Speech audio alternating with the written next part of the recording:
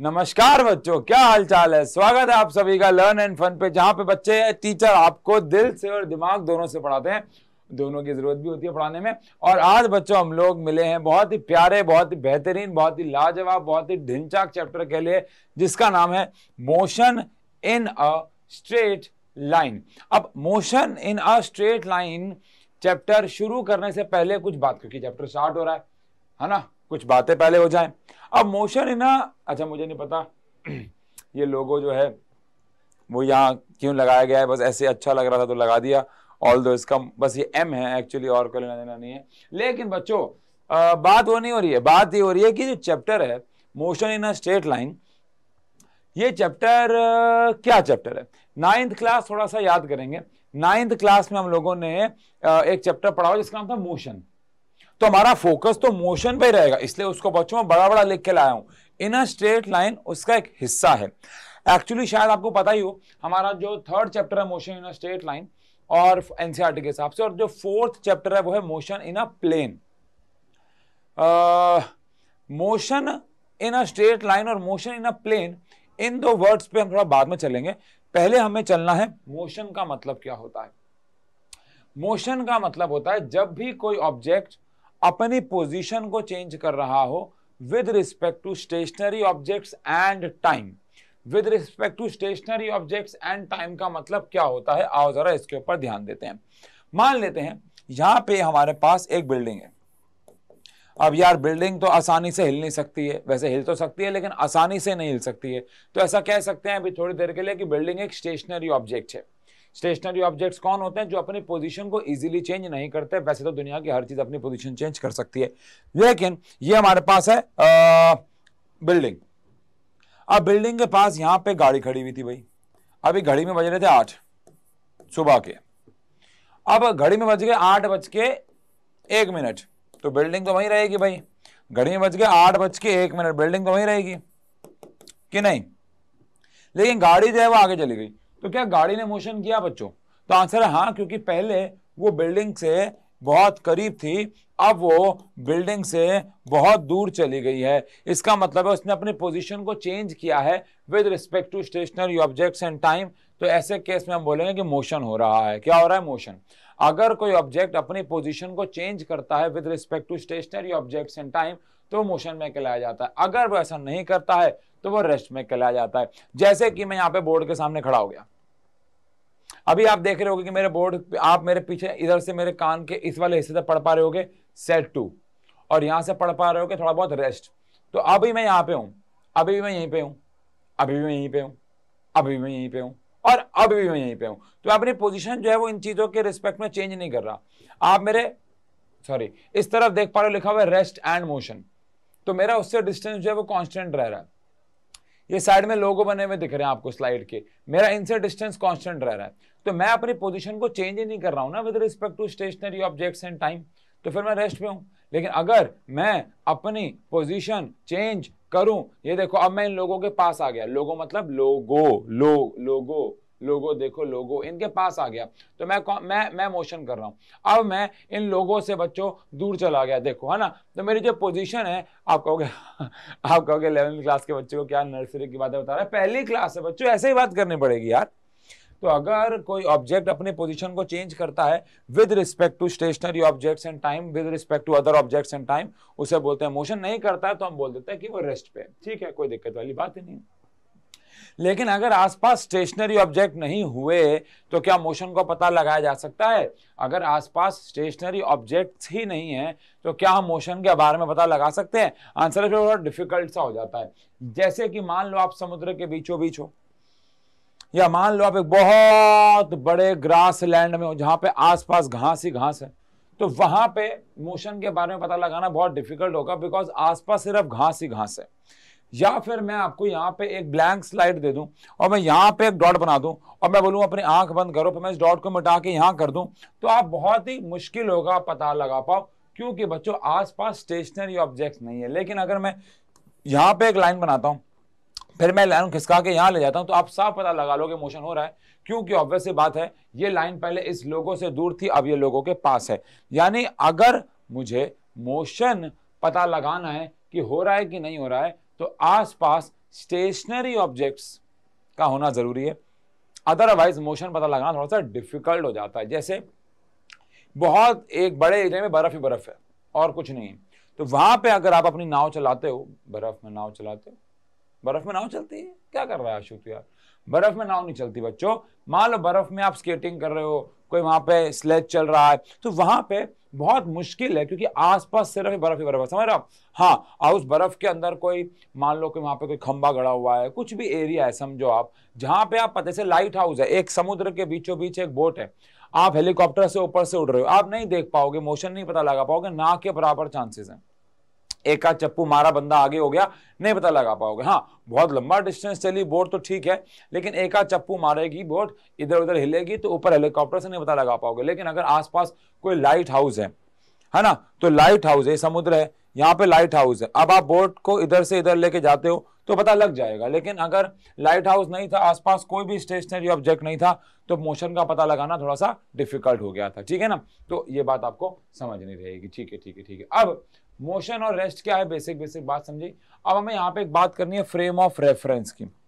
Frame of reference क्या होता है, चलो अगर मुझे किसी का मोशन ऑब्जर्व करना है, मान लो मैं चाहता हूं कि मैं किसी का मोशन ऑब्जर्व करूं, तो मेरे पास क्या क्या चीजें होनी चाहिए। मेरे पास होनी चाहिए घड़ी, जिससे मैं टाइम निकाल पाऊं। मेरे पास होने चाहिए डिस्टेंस नापने के लिए कुछ भी, चाहे वो कोई मुझे आप मेजरिंग टेप दे दो, चाहे मुझे आप वो स्केल दे दो, चाहे वो आप मुझे कोई रस्सी दे दो, कोई नाड़ा दे दो, कुछ भी दे दो जिससे मैं डिस्टेंस निकाल सकूं। क्या निकाल सकूं, डिस्टेंस। और मैं खुद, यानी फ्रेम ऑफ रेफरेंस तीन चीजों से मिलकर बनता है। फ्रेम ऑफ रेफरेंस तीन चीजों से मिलकर बनता है। एक होता है ऑब्जर्वर, यानी कि बच्चों जो मोशन को ऑब्जर्व करेगा। एक होता है बच्चों कोऑर्डिनेट एक्सेस। कोऑर्डिनेट एक्सेस का मतलब आसान भाषा में अगर बात करें तो कोऑर्डिनेट एक्सेस का मतलब यहाँ पे डिस्टेंस नापना ही है, क्योंकि डिस्टेंस को हम एक्स वाई जेड के टर्म्स में नापेंगे, आप धीरे धीरे सीख जाओगे। लेकिन आसान भाषा में कहें तो कोऑर्डिनेट एक्सेस मतलब डिस्टेंस नापना है। एंड सबसे जरूरी चीज, आपके पास घड़ी होनी चाहिए। अब वो घड़ी मोबाइल में भी हो सकती है, वो घड़ी भी हो सकती है, वो घड़ी किसी खिलौने में हो सकती है, किसी टॉय में हो सकती है। घड़ी आपको बस टाइम नापना है, अब वो किसी भी तरीके से नापा जाए वो अलग बात है। लेकिन इन तीनों को मिला के बनता है frame of reference. Frame of reference क्या होता है, जो किसी के मोशन को ऑब्जर्व करता है। तो मोशन को ऑब्जर्व करने के लिए अगर आपको किसी का मोशन ऑब्जर्व करना है तो तीन चीजें चाहिए बच्चों, जो हमारी किताबें कहती हैं। एक है ऑब्जर्वर, एक है कोऑर्डिनेट एक्सेस और एक है क्लॉक। वैसे मेरे हिसाब से चौथी चीज भी चाहिए मोशन को ऑब्जर्व करने के लिए, वो है नियत बच्चों। हर काम को करने के लिए नियत चाहिए होती है। वाह, मैंने क्या बात बोली है बच्चों। लेकिन ऑब्जर्वर, कोऑर्डिनेट एक्सेस और क्लॉक, ये तीन चीजें मिला के एक फ्रेम ऑफ रेफरेंस बनता है। तो क्या मैं इस वक्त एक फ्रेम ऑफ रेफरेंस हूं? हाँ, मेरे पास घड़ी है। तो क्या मैं रोड पे जाते हुए किसी गाड़ी का, किसी अंकल का, किसी जानवर की, किसी इंसान के मोशन को ऑब्जर्व कर सकता हूं? उसकी स्पीड, उसकी वेलोसिटी, उसका डिस्प्लेसमेंट निकाल सकता हूं? आंसर इज यस, बिल्कुल निकाल सकते हैं। क्यों नहीं निकाल सकते? निकाल सकते हैं। कैसे? मैं एक अंकल जी को एक इनिशियल पॉइंट पे ऑब्जर्व कर लूंगा, लेट से ए। जब वो चलना शुरू होंगे तो मैं जैसे वो ए पॉइंट पे आएंगे मैं अपनी स्टॉप वॉच ऑन कर दूंगा, घड़ी ऑन कर दूंगा। घड़ी में स्टॉप वॉच नहीं तो ठीक है, सेकंड कहां से शुरू हुआ वहां से देख लूंगा। फिर अंकल ए पॉइंट से बी पॉइंट तक जाएंगे, मैं दो पॉइंट बना लूंगा पहले से, ए और बी। अंकल जाएंगे, मेरे पास टाइम आ गया, मैं टाइम नोट कर लिया। उसके बाद मैं डिस्टेंस निकाल लूंगा, बिकॉज मेरे पास क्या है, कोऑर्डिनेट एक्सिस है, यानी डिस्टेंस नापने के लिए कुछ है। डिस्टेंस आ गया, टाइम आ गया, स्पीड आ जाएगी, वेलोसिटी आ जाएगी, एक्सेलरेशन आ जाएगा, सब कुछ आ जाएगा बच्चों।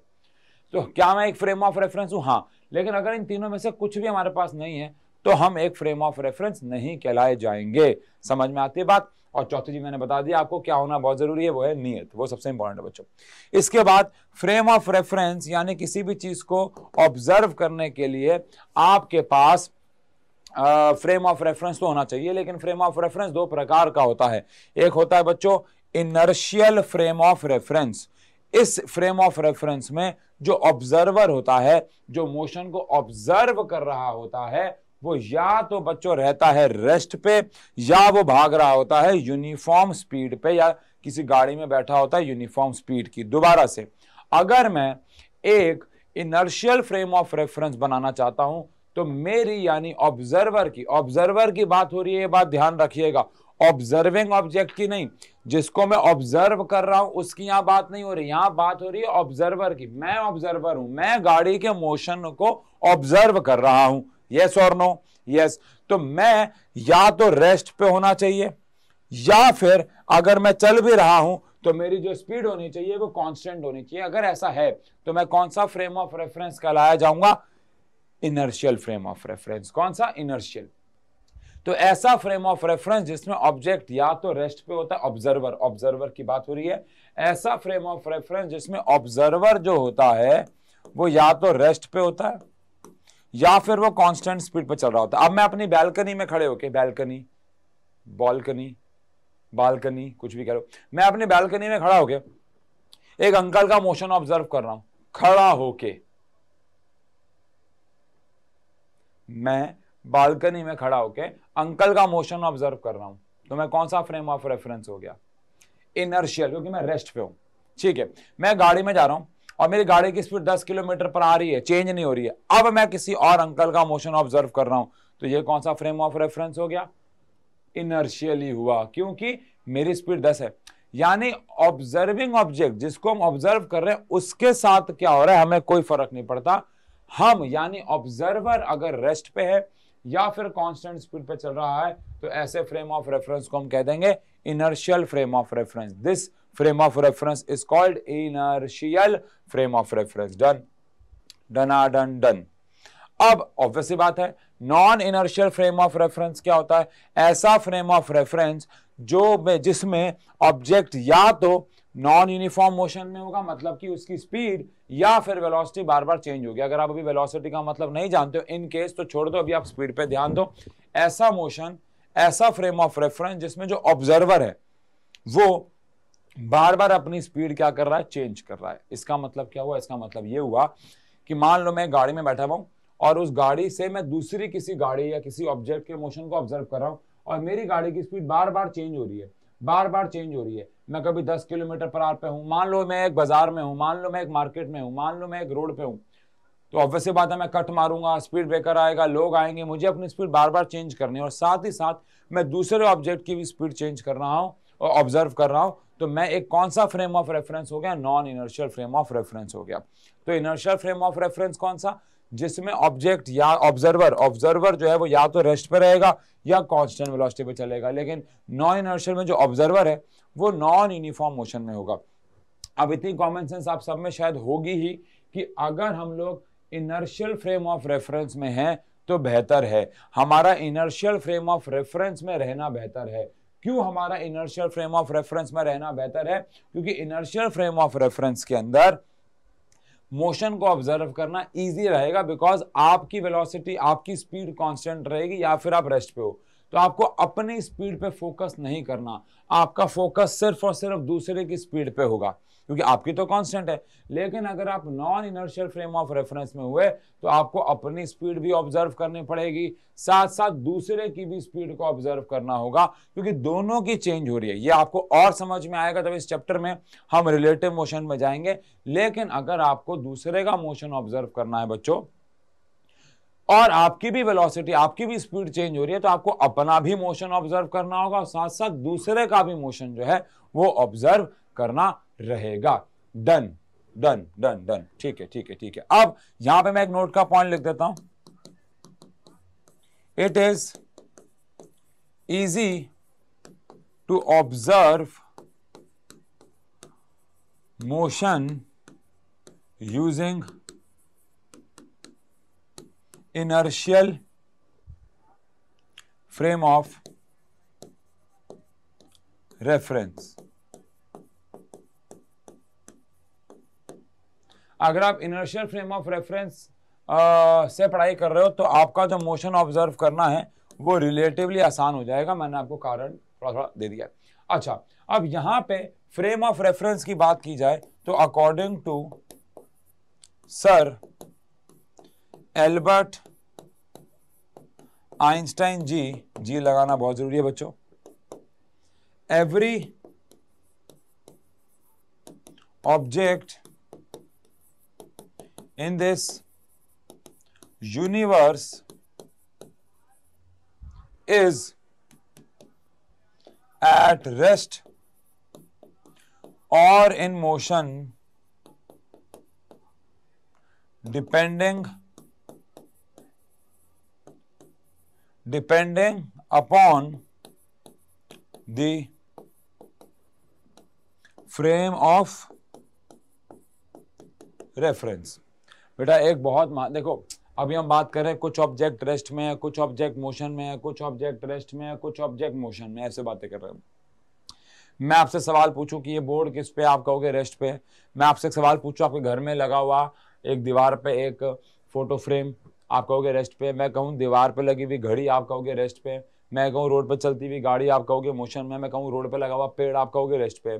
लेकिन एल्बर्ट आइंस्टाइन जी ने कहा था, दुनिया की, एल्बर्ट आइंस्टाइन जी के हिसाब से दुनिया में कुछ भी ना रेस्ट पे है ना मोशन पे। ऐसा कह लो या ऐसा कह लो, सभी रेस्ट पे है, सभी मोशन में। ये तो डिपेंड करता है देखने वाले के नजरिए पे। अब मेरे पीछे लगा हुआ बोर्ड, मैं आपसे पूछूं रेस्ट पे मोशन में है, तो आप कहोगे रेस्ट पे। लेकिन अगर मैं आपको बोलूं कि आप इस नजरिए से देखो कि पूरी धरती घूम रही है, पूरी अर्थ सन का चक्कर काट रही है, तो अर्थ के अंदर ये पूरा का पूरा कमरा भी तो आता है, ये पूरा कमरा अर्थ का पार्ट है, तो वो भी सन के चक्कर काट रहा होगा। तो बेसिकली ये बोर्ड भी सन के चक्कर काट रहा है। देखा जाए इस नजरिए से देखो, सन पे बैठ के देखो, सन पे बैठ नहीं सकते, सन पे बैठ के देखो तो ये बोर्ड हिलता हुआ नजर आएगा, घूमता हुआ नजर आएगा उसके आसपास। तो देखने का नजरिया है भैया ये तो। अब हम, आप, मैं, सब, हम सब एक गाड़ी में है, उस गाड़ी का नाम है अर्थ, और वो गाड़ी सन के चक्कर काट रही है। तो अगर गाड़ी चल रही है तो गाड़ी के अंदर के लोग भी चल रहे हैं, उसके अंदर का सामान भी चल रहा है, उसके अंदर का स्टीरियो भी चल रहा है, उसके अंदर की सीटें भी चल रही है, सब चल रहा है। आप और मैं घूमने जा रहे हैं कहीं, गोवा जा रहे हैं, नहीं गोवा नहीं जाएंगे, मूड बन जाएगा। आप और मैं शिरडी जा रहे हैं। अब आप मुझे बताइए, मैं आपके साथ बैठा हुआ हूं, आप मेरे साथ बैठे हुए, मैं और आप एक दूसरे के रिस्पेक्ट में किस पे हैं, रेस्ट पे हैं। एक दूसरे से बातें कर रहे हैं, हाय हेलो कर रहे हैं, भजन गा रहे हैं क्योंकि वो अच्छी जगह जा रहे हैं, तो वहां पे हम एक दूसरे के रिस्पेक्ट में रेस्ट पे हैं। लेकिन हम दोनों मूव भी कर रहे हैं, देखा जाए तो बाहर वाले के रिस्पेक्ट में हम तो मूव करने जा रहे हैं। तो यार एल्बर्ट आइंस्टाइन जी के हिसाब से इसको थ्योरी ऑफ रिलेटिविटी बोलेंगे, बड़े हो जाए, अभी हमारी उतनी हैसियत नहीं है। लेकिन यार बेसिक बात यह है, दुनिया की हर चीज रेस्ट पे है, दुनिया की हर चीज मोशन में है। ये तो डिपेंड करता है कि हम उसे कैसे देख रहे हैं, कहाँ देख रहे हैं, किसके रिस्पेक्ट में देख रहे हैं। सन राइजेज इन, आप बोलोगे ईस्ट, मैं बोलूंगा नहीं, मैं कहूंगा भैया सन तो वही है, लेकिन किसके रिस्पेक्ट में, अर्थ के रिस्पेक्ट में। अगर अर्थ के रिस्पेक्ट में देखा जाए तो सन नहीं हिल रहा है, सन वहीं का वहीं है मेरे बच्चों, पता है ना आपको तो। लेकिन अगर हम यूनिवर्स के सेंटर के रिस्पेक्ट से देखें तो हमारा पूरा सोलर सिस्टम, हमारी पूरी गैलेक्सी चक्कर काट रही है यूनिवर्स के सेंटर के। तो वैसे देखें तो सन भी हिल रहा है, सोलर सिस्टम के रिस्पेक्ट से देखें तो सन रेस्ट पे, यूनिवर्स के रिस्पेक्ट से देखें, यूनिवर्स के सेंटर के रिस्पेक्ट से देखें तो सन भी हिल रहा है, स्टार्स। तो यार आप समझ रहे हो ना मेरा कहने का मतलब क्या है। ये तो डिपेंड करता है कि हमारा फ्रेम ऑफ रेफरेंस कौन है। अगर फ्रेम ऑफ रेफरेंस मैं हूं तो रोड पर चलती हुई गाड़ी मोशन में है। अगर फ्रेम ऑफ रेफरेंस मैं हूं तो अभी इस वक्त तो ये बोर्ड रेस्ट पे है।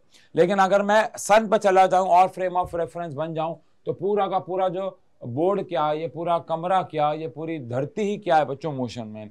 तो कहने का मतलब आप समझ रहे हैं कि कोई चीज रेस्ट पे है, मोशन पे, डिपेंड करता है कि फ्रेम ऑफ रेफरेंस क्या है। ये according to Albert Einstein theory of relativity. Although ये पढ़ाई बहुत कॉम्प्लेक्स है, इसको हम हायर क्लासेस में पढ़ते हैं।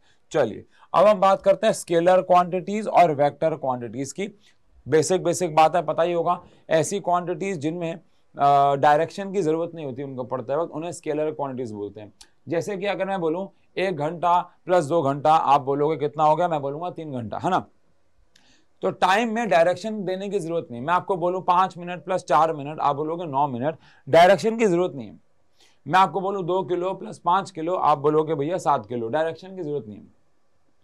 ऐसी क्वांटिटी जिनको पढ़ाई करते वक्त डायरेक्शन की जरूरत नहीं होती है, जिनमें डायरेक्शन होती ही नहीं है, उन्हें बोलते हैं स्केलर क्वांटिटीज। पैसा, मैं आपको बोलूं 5 रुपए प्लस 10 रुपए, आप किसी भी हाल में 15 रुपए ही बोलोगे, 15 रुपीज ही बोलोगे, बिकॉज पैसे के पास भी डायरेक्शन नहीं है या हमें डायरेक्शन चाहिए नहीं। ऐसी क्वांटिटी जिनमें डायरेक्शन की कोई नीड नहीं है, कोई जरूरत नहीं है, या उनके पास डायरेक्शन होती ही नहीं है, उन्हें बोलते हैं स्केलर क्वांटिटीज। एग्जाम्पल में से कुछ आप समझ सकते हो, मास, टाइम, डिस्टेंस को समझ जाओगे धीरे धीरे। ये सारी स्केलर क्वांटिटी हैं। स्केलर क्वांटिटीज को सीधा मैथ्स लगा के ऐड, सब्ट्रैक्ट, मल्टीप्लाई और डिवाइड किया जा सकता है जैसे नॉर्मल मैथ्स लगाते हैं। इसको मैथ्स को अलजेब्रा कहते हैं। 2 + 2 4, 3 + 3 9, 3 + 3 9, व्हाट इज दिस, 3 + 3 6, 3 × 3 9।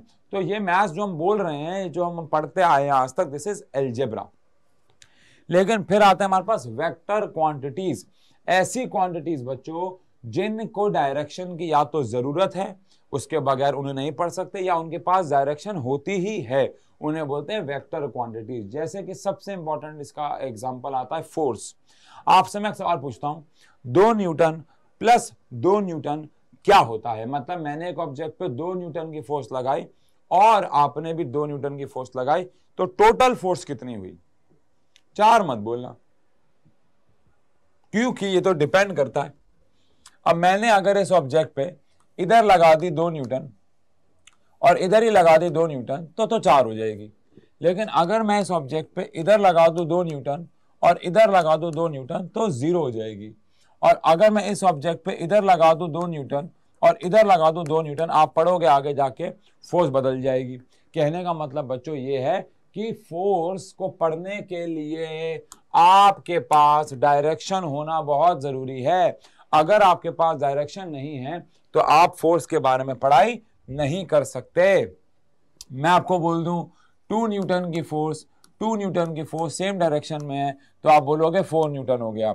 मैं बोलूं 2 न्यूटन और 2 न्यूटन ऑपोजिट डायरेक्शन में है तो वो 0 हो जाएगा। तो क्या ऐसा कहना ठीक है? लेकिन अगर मैं आपको बोलूं 2 न्यूटन की फोर्स है एक और एक 2 न्यूटन की फोर्स है, पता टोटल कितना हुआ? आप बोलोगे पता नहीं, डायरेक्शन तो पता ही नहीं है। तो ऐसी क्वांटिटीज जिनको पढ़ाई करने के लिए डायरेक्शन का होना बहुत जरूरी है, बिना डायरेक्शन उनको नहीं पढ़ा जा सकता, उन्हें हम लोग बोलते हैं वेक्टर क्वांटिटीज। अच्छा, अब कई क्वांटिटीज ऐसी होती है जिनके पास ऑलरेडी डायरेक्शन होती है, जैसे कि वेट। अगर आपको अपना वजन, आपको अपना वेट नापना है तो आपको वेइंग मशीन पैर के नीचे रखनी पड़ेगी। अगर आप खड़े हुए हो तो खड़े खड़े में आप अपने सर के ऊपर रख के, अपनी कमर के साइड में रख के वजन नहीं नाप सकते, पैर के नीचे रखनी पड़ेगी, बिकॉज हमारे वेट की डायरेक्शन नीचे होती है। वेट एक फोर्स है वैसे देखा जाए तो ऐसी क्वांटिटी जिनके पास डायरेक्शन होना बहुत जरूरी है या उनको डायरेक्शन की जरूरत है, उसे हम बोलते हैं वेक्टर क्वांटिटीज। वेट के बारे में मैंने आपको बताया, फोर्स बताया, डिस्प्लेसमेंट और वेलोसिटी को धीरे धीरे जान जाओगे, इन्हें बोलते हैं वेक्टर। अब वेक्टर्स को सीधा ऐड, सीधा सब्ट्रैक्ट, मल्टीप्लाई या डिवाइड नहीं किया जा सकता, और अगर करना है तो इसके लिए अलग पढ़ाई होती है जिसे अलजेब्रा नहीं कहते, इसे वेक्टर्स कहते हैं। यहाँ पे लिखा हुआ है कि हम इसे नॉर्मल अलजेब्रा से कि भैया 2 + 2 4 हो गया, 2 × 2 4 हो गया, ऐसा नहीं होता है। ये आप सीखोगे धीरे धीरे कि वेक्टर की पढ़ाई अलग है। मेन वेक्टर की पढ़ाई मोशन इन अ प्लेन में आएगी, लेकिन वेक्टर्स को सीधा ऐड या सीधा सब्ट्रैक्ट या सीधा मल्टीप्लाई या सीधा डिवाइड नहीं किया जा सकता। इनके लिए अलग मैथ्स होती है जिसे वेक्टर ही कहते हैं। शायद आपको पता हो कि 12th क्लास में एक चैप्टर है वेक्टर्स। अभी तक फ्रॉम 1st to 10th आप जो एडिशन सब्ट्रैक्शन करते आए हो वो अलजेब्रिक है ना, लेकिन आपको हायर क्लासेस में जाना है और जहां पे आप नॉर्मल एडिशन सब्ट्रैक्शन से हट के 12th में जाना है, और हम आपको 11th में सिखाएंगे। उस मैथ्स को अलजेब्रा मैथ्स बोलते हैं, उसमें नॉर्मल एडिशन सब्ट्रैक्शन नहीं लगता। अच्छा, अब वेक्टर्स को एक छोटा टॉपिक है। वेक्टर के बारे में इस चैप्टर में ज्यादा नहीं पढ़ना है। वेक्टर्स के बारे में मेनली पढ़ाई मोशन इन अ प्लेन से शुरू होगी, लेकिन ठीक है, फिर भी वेक्टर्स को रिप्रेजेंट करने के लिए, जैसे फोर्स है, अब फोर्स को रिप्रेजेंट करने के लिए वेक्टर को हम ऊपर एक एरो बना देंगे। एरो क्या रिप्रेजेंट कर रहा है कि एक वेक्टर क्वांटिटी है, इसके पास डायरेक्शन है। जैसे वेट है तो W के ऊपर एरो बना देंगे। जैसे कि हमारे पास वेलोसिटी है, अभी आप जानते नहीं हो लेकिन वेलोसिटी भी एक वेक्टर क्वांटिटी होती है, तो हम V के ऊपर एरो बना देंगे, है ना। एरो क्या रिप्रेजेंट कर रहा है भाई कि ये क्वांटिटी जो हम बना रहे हैं वो कौन सी क्वांटिटीज हैं? वेक्टर क्वांटिटीज हैं, है ना। बस और कुछ नहीं, बस रिप्रेजेंटेशन होता है। ठीक है जी, कोई दिक्कत परेशानी अभी तक? पक्का। अब बात करते हैं कंसेप्ट ऑफ डिस्टेंस और डिस्प्लेसमेंट के बारे में। अब डिस्टेंस क्या होता है भाई? तो डिस्टेंस का मतलब होता है length of path covered when we travel जब हम चलते हैं तो कितनी पाथ लेंथ की हम कवर करते हैं, इसे कहते हैं डिस्टेंस। इसकी SI यूनिट मीटर होती है, इसकी SI यूनिट मीटर होती है, आप जानते ही होंगे। और ये एक स्केलर क्वांटिटी होती है, बात करते हैं अभी। ये एक कौन सी क्वांटिटी होता है? स्केलर। डिस्टेंस को रिप्रेजेंट करने के लिए हम लोग S या फिर X यूज करेंगे, इसके symbol.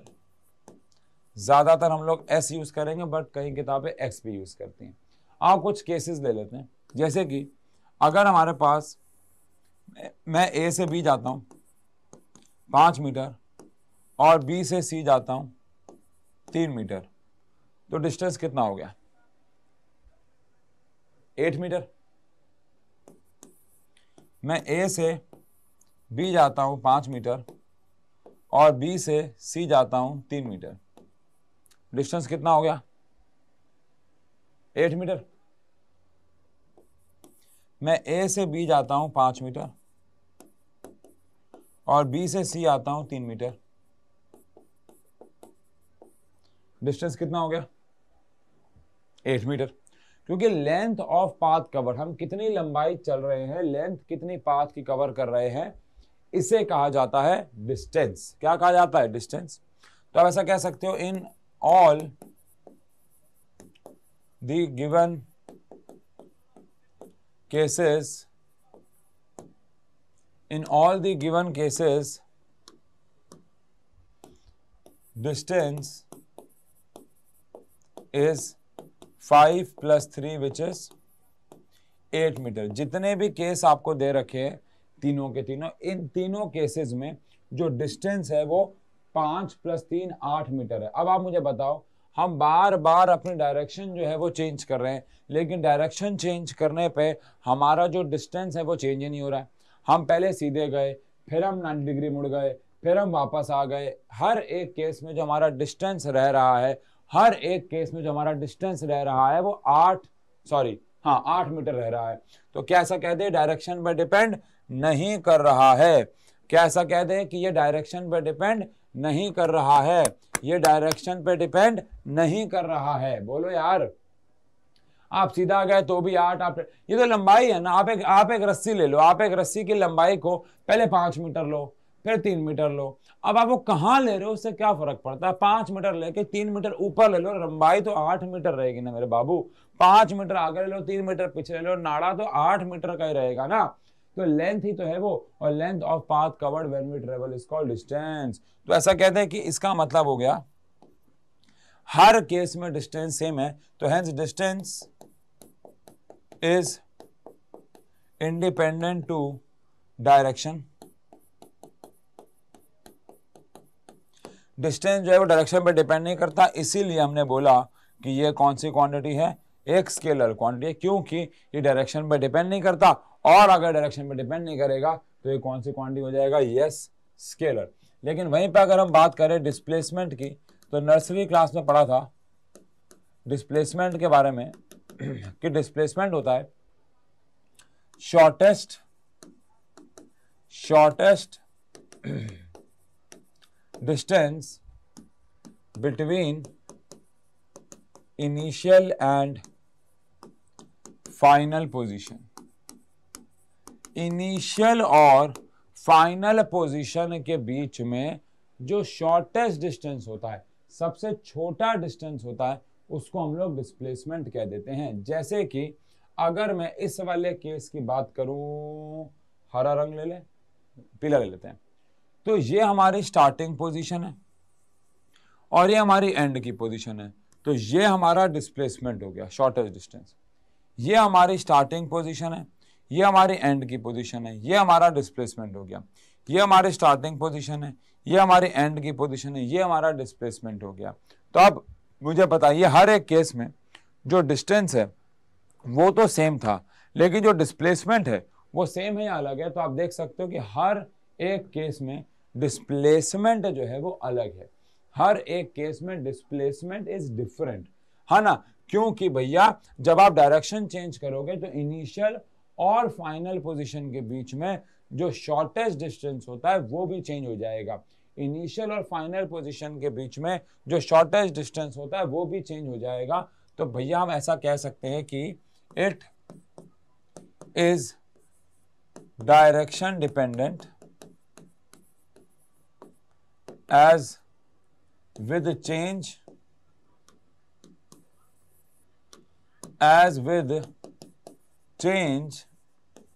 in direction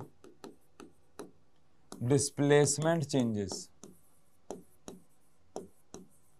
with change in direction displacement changes, direction के चेंज होने पे डिस्प्लेसमेंट जो है वो भी चेंज हो जाएगा।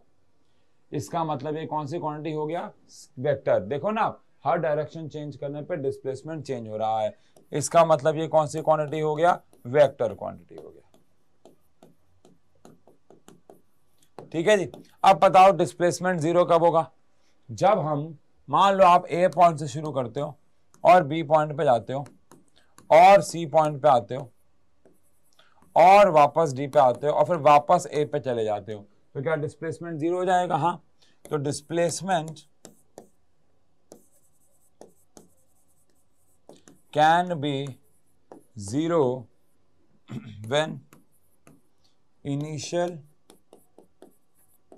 And final position is same. अगर इनिशियल और फाइनल पोजीशन सेम है, अगर हमारी इनिशियल और फाइनल पोजीशन सेम है तो जो हमारा डिस्प्लेसमेंट होगा वो जीरो हो जाएगा। अगर आप घूम के वापस वहीं पे आ गए तो डिस्प्लेसमेंट क्या हो जाएगा, जीरो।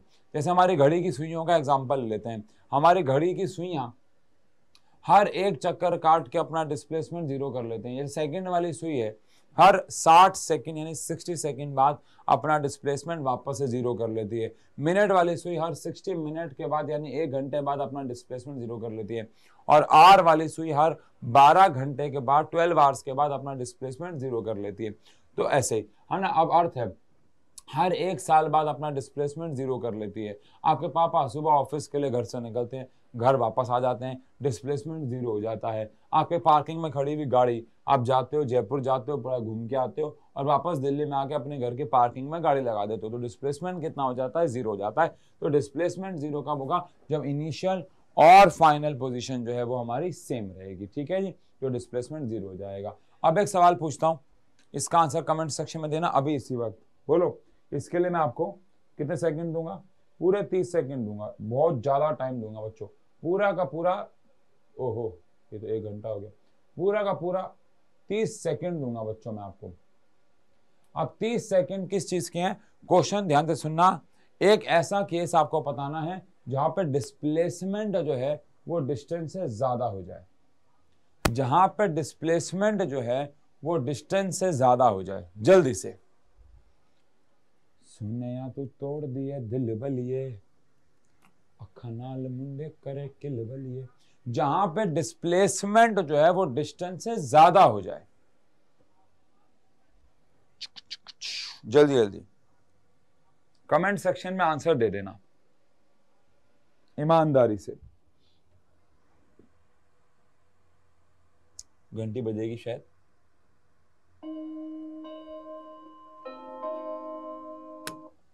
चलिए भाई, आई होप आप सब बच्चों ने कमेंट सेक्शन पे आंसर दिया है कि भाई डिस्प्लेसमेंट जो होता है वो कभी भी डिस्टेंस से ज्यादा हो ही नहीं सकता।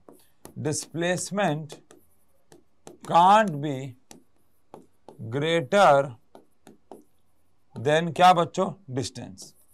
डिस्प्लेसमेंट डिस्टेंस से, हाँ ये दोनों बराबर हो सकते हैं। कब, जब आप स्ट्रेट लाइन में चलो, जो कि चैप्टर का नाम है। अगर आप स्ट्रेट, देखो ऐसे मोशन तो इस चैप्टर में होने ही नहीं वाले हैं क्योंकि हम स्ट्रेट लाइन में चलने वाले हैं। लेकिन अगर हम स्ट्रेट लाइन में नहीं चले तो डिस्टेंस हमेशा ज्यादा होगा। तो यहां पे हम एक पॉइंट लिख लेते हैं, चाहे कि बच्चों जो डिस्टेंस होता है वो हमेशा ज्यादा या बराबर हो सकता है किसके, डिस्प्लेसमेंट के। बराबर कब हो सकता है भाई, तो बराबर तब हो सकता है, बराबर तब हो सकता है जब डिस्प्लेसमेंट और डिस्टेंस यानी कि ऑब्जेक्ट स्ट्रेट लाइन में चल रहा है और वापस नहीं आ रहे हैं। ऑब्जेक्ट का मोशन स्ट्रेट लाइन में, ऑब्जेक्ट स्ट्रेट लाइन में चल रहा है, वापस नहीं आ रहा है। तो अगर कोई चीज स्ट्रेट लाइन में चल रही है और वापस नहीं आ रही है तो उसका डिस्टेंस और डिस्प्लेसमेंट बराबर हो जाएगा। लेकिन अदरवाइज कोई भी और केस हो, डिस्टेंस हमेशा ज्यादा ही होगा। ठीक है जी। तो अब मैं ऐसा कह सकता हूं, एक और पॉइंट लिख सकता हूं कि motion in a straight line में, अगर मोशन एक स्ट्रेट लाइन मोशन है, अगर मोशन एक स्ट्रेट लाइन मोशन है तो जो डिस्टेंस है वो बराबर हो जाएगा किसके? डिस्प्लेसमेंट के। जो डिस्टेंस है वो बराबर हो जाएगा किसके? डिस्प्लेसमेंट के। अगर motion in a straight line है विद नो बैकवर्ड मोशन, ये ऑब्वियस सी बात है। अदरवाइज डिस्टेंस हमेशा ज्यादा होता है डिस्प्लेसमेंट के, बिकॉज इट शॉर्टेस्ट डिस्टेंस होता है। ठीक है जी, डन है। बढ़ते हैं, आखिरी कंसेप्ट पे चलते हैं आज के, और वो है स्पीड और वेलोसिटी। अब ये स्पीड और वेलोसिटी का क्या खेल रहता है, आओ जरा समझें। शायद आपको पता हो कि स्पीड होता है ऑब्जेक्ट ने कितना डिस्टेंस चला पर यूनिट टाइम। स्पीड होता है ऑब्जेक्ट ने कितना डिस्टेंस चला पर यूनिट टाइम। लेकिन वहीं पे वेलोसिटी होता है ऑब्जेक्ट ने कितना डिस्प्लेसमेंट चला पर यूनिट टाइम, कितना डिस्प्लेसमेंट कवर किया पर यूनिट टाइम। दोनों सेम से साउंड करते हैं, लेकिन एक होता है मुझे अभी भी किसी ने गाली दी है, मेरी जीभ कट गई है। ऐसा होता है, मेरे घर वाले तो ऐसे बोलते थे, टाइम देख के बताओ। जैसे भी बज रहे अभी जो मैं लेक्चर रिकॉर्ड कर रहा हूँ 9:10, तो 9 में 10 ऐड कर दो, कितना हो गया?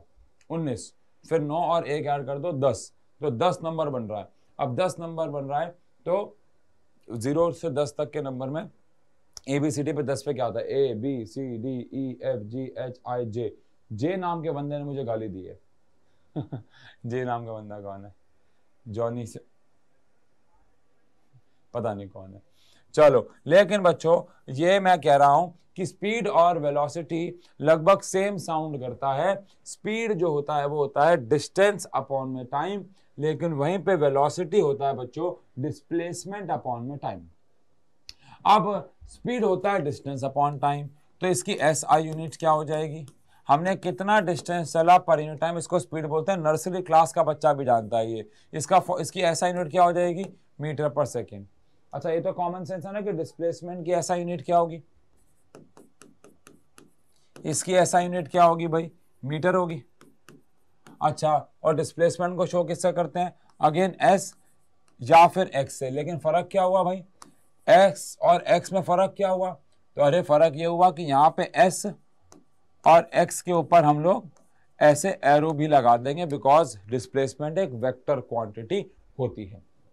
अच्छा, ऐसे ही SI यूनिट इसकी मीटर पर सेकेंड, और इसकी SI यूनिट की बात करें तो इसकी भी SI यूनिट क्या हो जाएगी? मीटर पर सेकेंड। बस फर्क क्या है?